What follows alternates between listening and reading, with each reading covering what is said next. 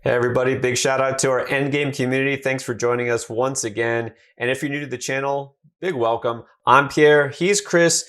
We are the Fantasy Football Endgame. We're here to help you win by talking about our must-start running backs heading into week 3 of the 2021 season. Now we have a lot going on. Check out the links in the description below, talking about our Discord. You want to join that. And also we have a giveaway going on this week from our sponsor, Bear Clothing. So here it is, just like we did in week 1. If you want to guess the total rushing yards for both teams of Sunday night's game in week 3, that's between the Packers and the 49ers, put a comment right here below in this video with the number, and whoever is the closest is going to win a free t-shirt compliments of Bear Clothing. So again, the total team rushing yards for both teams in the 49ers-Packers game. Give us your guess, and of course, you want to follow Bear Clothing on Instagram, and you want to follow us, of course, right here on YouTube, as you should be doing already. All right, so let's get into it, Chris. Let's talk about must-start running backs. Who's the first one you have based on the matchups that you see? I got to go with my guy, Austin Ekeler. He's back, baby, right? Week 1, there's a little bit of scare with the hamstring. Was he going to play? Then he goes out there, gets that, all-important goal line carry that we were hoping for all off season, but somehow comes out of that game with 0 targets. And now it's like, wait a minute, is his role going to be different? Is he going to be a guy who just carries the ball now and Herbert's going to be more of just a down the field guy? Well, we can put all that to bed after week 2. 9 targets, 8 receptions, 22 PPR fantasy points without a touchdown. Remember I said all off season, this guy doesn't need touchdowns, but when he gets touchdowns, he's going to have monster games. Well, guess what? This could be a monster week for Austin Ekeler going up against that Kansas City Chiefs defense. Not a great defense against the run at all. We saw that last night with Tyson Williams. He had a very nice game. Even Latavius Murray and Devonta Freeman had some nice runs, but also you got to think this game is going to be a shootout, right? Every Chiefs game is a shootout because you have to keep pace with the Kansas City Chiefs. You can't score 15, 20 points and expect to beat this team. So we got to expect that the Chargers are going to run a ton of snaps in this game. Austin Ekeler should be involved not only, on the ground and hopefully near the goal line, but definitely through the air. Another monster week incoming for Austin Ekeler. Yeah, I mean, he should be pretty much an every week start. But again, people get nervous after one game and overreact. You shouldn't be pulling Ekeler.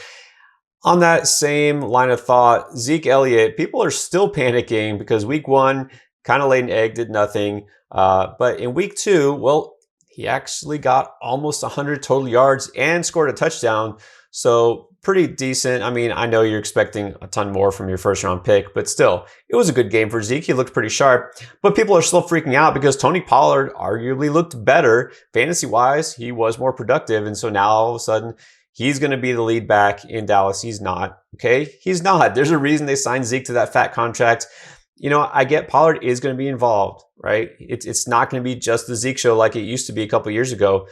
But name me a backfield. There's maybe 3 or 4 in the entire league where you're going to have one running back who gets, all the carries, all the touches, and somebody doesn't come in to compliment him. Okay, so Zeke will be fine. And I think going into this matchup with Philly, this isn't going to be a shootout. This is going to be a game where they're going to have to control the ball on the ground. And Zeke does also get his share of catches. I do think it's going to be kind of a slugfest, this divisional matchup. And Eagles, they've been pretty good so far defensively, but they just lost Brandon Graham for a long time. So it's going to help a little bit. I do think Zeke is fine. Don't consider pulling him. Just because Pollard did well doesn't mean that Zeke did poorly. Okay, Zeke did okay for you. You know what? Maybe he won't live up to your top 5, top 6 draft pick, but you can't worry about that. Is he worth starting this week? Yes, he is. So keep him in. I think he's going to reward you once again. All right, let's keep on going. Who's another running back you like this week? I like J.D. McKissic of my football team. And look, this isn't an overreaction to the Thursday night game when he put up a monster performance. This is me looking at this matchup against Buffalo. Buffalo is the only defense I look at right now as far as, from a fantasy perspective, where I'm terrified if my players are going against them, right? This defense shut down the Steelers in week 1, which maybe that's not saying a lot. Maybe the Steelers offense just won't be very good this year. But look what they did to Miami last week.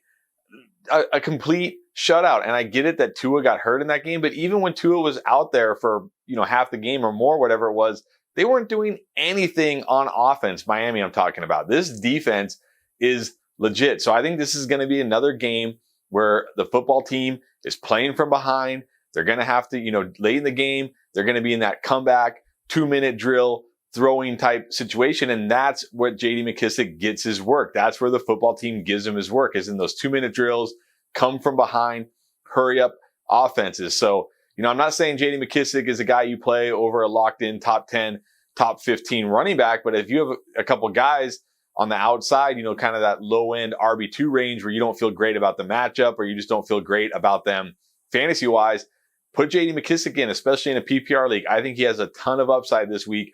Again, going against a tough defense when the football team more than likely going to be in comeback mode late in the fourth quarter. I'd say that's a pretty good bet. It's funny, McKissic, one of those guys that was dropped a lot after week 1 because he didn't catch a single pass. And all of a sudden, he's a hot waiver wire pickup again. So that's how quickly things change. When we talk about running backs and value, we know touches and snaps and just opportunities, right? Just getting those touches, that's number one. That's what you need to follow. Game script is so important. Like you said with McKissic, a receiving back that might see a lot of work because of the way the game might go.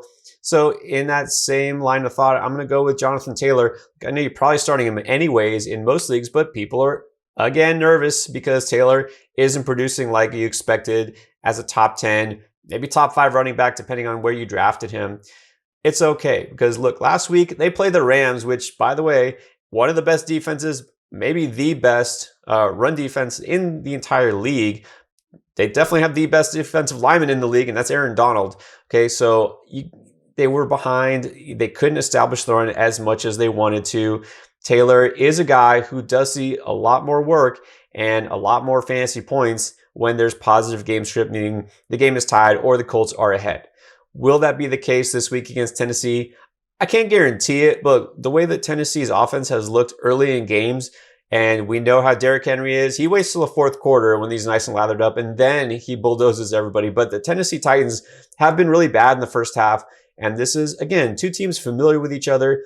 I don't expect Tennessee to put up a ton of points early. I think they're going to really try to get Taylor going, especially if Carson Wentz is banged up or even out. We don't know what the case is. They're going to have to lean on that run game.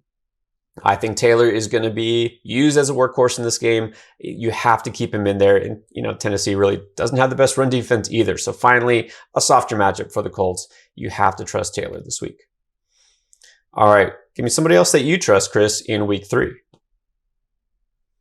going to go with the guy, looks like the lead back there in Baltimore, and that's Tyson Williams. He handled 50% of the snaps last night, and then Murray and Freeman kind of split the other 50%. But look, he looked really good last night against KC. And I know I talked about that KC run defense not being very good. And I know he fumbled that ball on the 1-yard line and robbed you of some probably very valuable fantasy points in that game on Sunday night. But there's there's a lot of reasons to like him this week, and that's because he's going against Detroit, who's even worse on run defense. I mean, they're just really bad pretty much everywhere, right? But especially that run defense. I know it's a little bit better than it was last year, but still, this is not a run defense to be scared of. And that Ravens running game is one of the best in the NFL, right? Latavius Murray looked good last night. Freeman looked good last night. I think I might look okay in that running game if I got a chance, but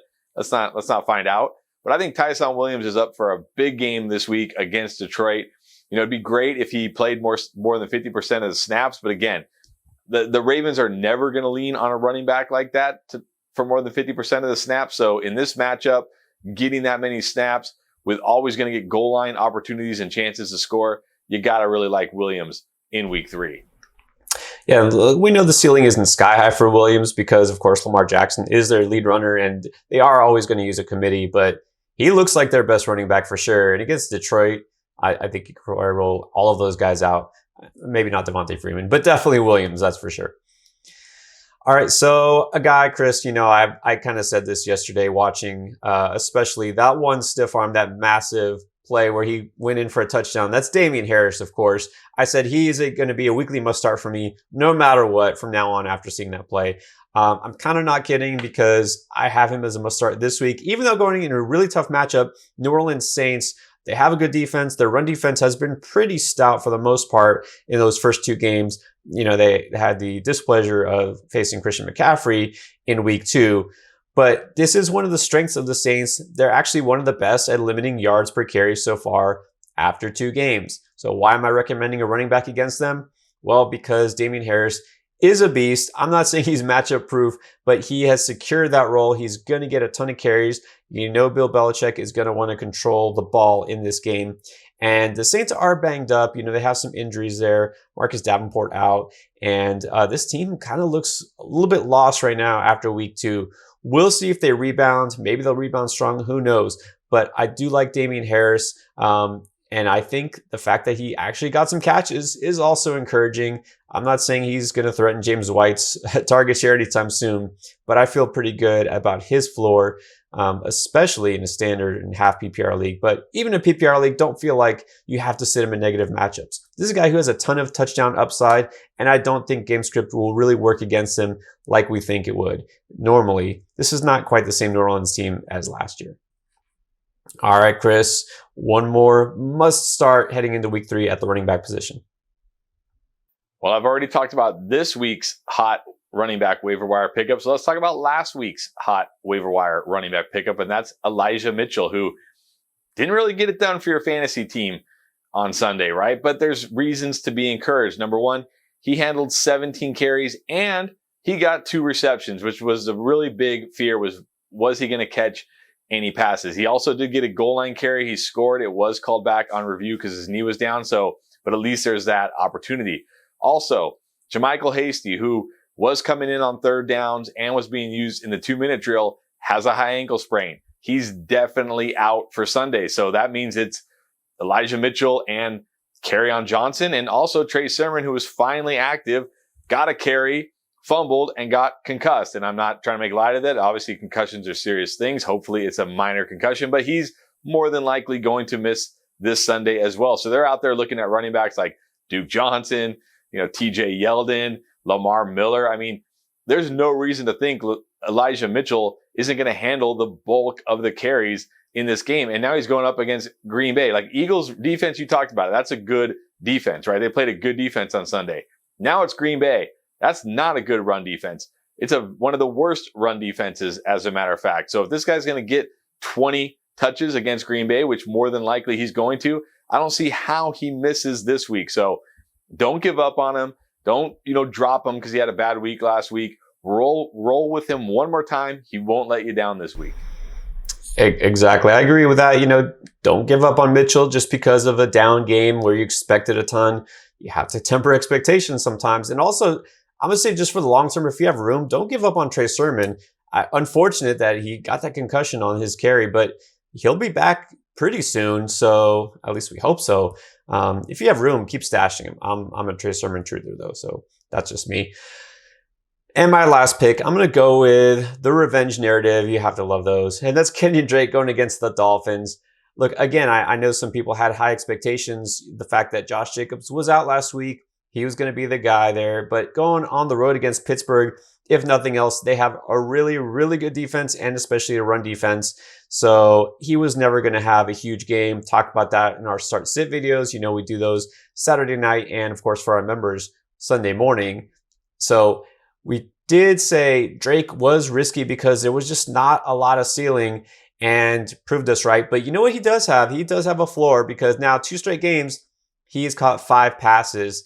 And even if Jacobs does play, which is looking very questionable, in fact, I think that's exactly what John Gruden said. I think Jacobs is very questionable for week 3. Drake has that floor with the pass catching, and he does have a higher ceiling this week against Miami. I'm not saying he's going to shred them just because, they let him go or whatnot.